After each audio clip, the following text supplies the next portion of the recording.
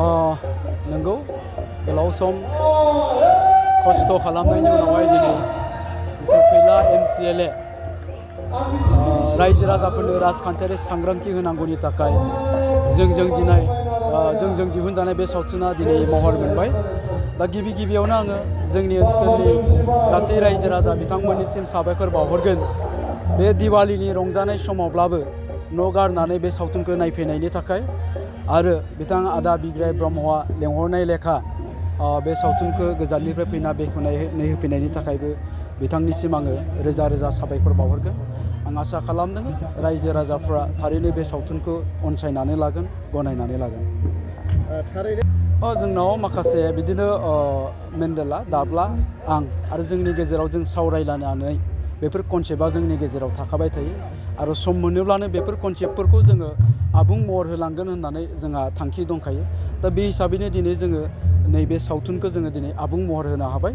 दा बिथांमोननिसिमबो आङो रोजा रोजा साबायखर बावहरगोन आरो उननि समावहाय रायजोफ्रा लुबैबाय थानाय बायदियै जों हायनामुलि 8 पार्टखौबो जोङो खालामनाय जागोन। नोंथाङा बे सावथुनखौ महर होनाया बेसेबांसो लाख रां खरसा खालामदों? फैसायाथ' थांदों, बिदिनो मोनसे सावथुन दिहुननो गोनांबा गोबां खरस जायो। आङो जायखिजाया आं नैबेखौल' जोंनि थांखिया खालि नैबेल' जाहाथे बे सावथुननि गेजेरजों जोंनि रायजो राजाफ्रा माबा मोनसे मोननो हायो, माबा मोनसे बुजिनो हायो।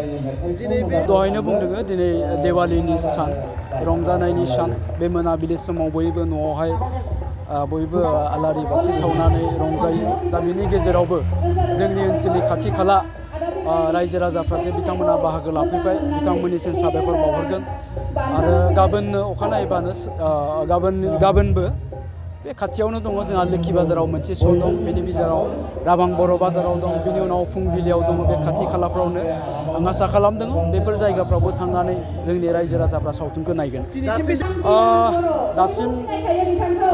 दासिम फाइनाल जानाया जोंनाव 70टा पेन्डेल जाबाय।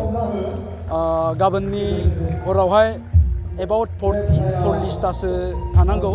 दा बिनि गेजेरावनो आङो मोनथिदों, आंनो मेनेजारा खोन्थानाय बायदिब्लाथाय बे दिवालीनि थाखायनो सोरबा 13खौ सोलायनानै 14, 15, 16 बेबायदियाव लाहैफिननो होननानै।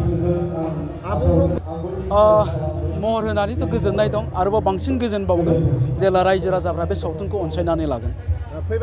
अनसायबोगासिनो दंखायो रायजो राजाफ्रा, जोंहा फोथायनाय दं रायजो राजाफोरनि सायाव थारैनो अनसायनानै लागोन।